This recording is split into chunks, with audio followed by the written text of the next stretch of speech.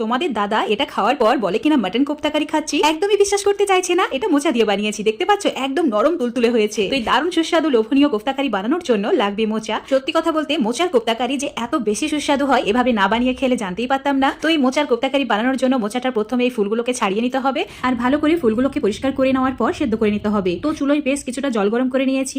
এখন কড়াইয়ের মধ্যে দিয়ে দিতে হবে সামান্য পরিমাণে নুন আর হলুদের গুঁড়ো। তারপর পরিষ্কার করে ধুয়ে রাখা মোচার ফুলগুলোকে দিয়ে দিতে হবে। একটু নাড়াচাড়া করে ঢাকা দিয়ে দিচ্ছি। খুব ভালো করে সেদ্ধ করে নিতে হবে। ওই 90% মতো সেদ্ধ করে নিয়েছি, দেখতেই পাচ্ছ। তো তোমরা চাইলে কাজটি প্রেসার কুকারে দিয়েও করে নিতে পারো, 2টি সিটি দিয়ে নেবে তাহলেই হবে। এখন এই জলটাকে একদম ছেঁকে ফেলে দিতে হবে, চিপে চিপে বের করে দিয়েছি। এদিকে একটা বড় সাইজের আলুকে ডুঙো করে কেটে নিয়ে সেদ্ধ করে নিয়েছিলাম।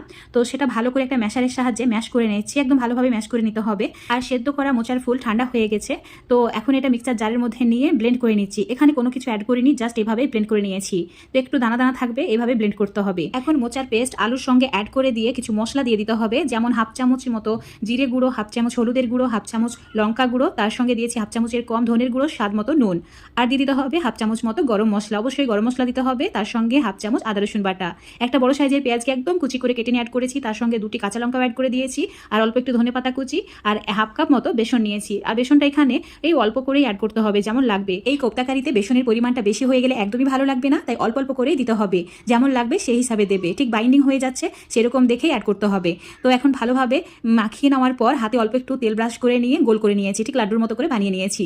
তো একদম গরম তেলের মধ্যে দিয়ে ভেজে নিতে হবে। চুলোর ফ্লেমটা হাই করে রাখতে হবে যাতে এগুলো ভালোভাবে কুক হয়, মানে ভেঙে না যায়। লো ফ্লেমে ভাজা যাবে না, একদম হাই ফ্লেমে ভাজবে। এরকম লালচে করে ভেজে তুলে নিতে হবে। মোচার এই কোফতাগুলো এমনি এমনি খেতে এত বেশি সুস্বাদু হয়, তোমাদের কি বলবো। এতটাই টেস্টি যে যাকে খাওয়াবে সেই বলবে বারবার এভাবে সন্ধ্যাবেলা স্ন্যাক্স হিসাবে বানিয়ে দিতে।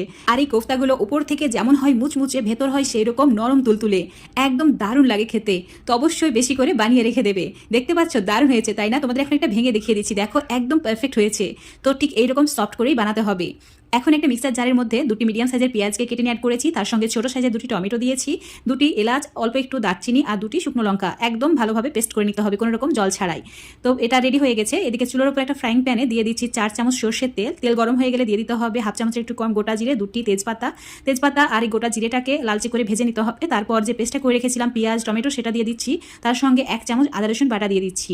এখন একদম মশলাটাকে মিডিয়াম আঁচে কষিয়ে নিতে হবে। দেখতেই পাচ্ছ তেল ছাড়তে শুরু করেছে। এবারের মধ্যে দিয়ে দিতে হবে হাফ চামচ জিরের গুঁড়ো, 1 চামচ ধনের গুঁড়ো, হাফ চামচের একটু কম লঙ্কার গুঁড়ো, মানে যে যেমন ঝাল খেতে পছন্দ করো সেই হিসাবে দেবে।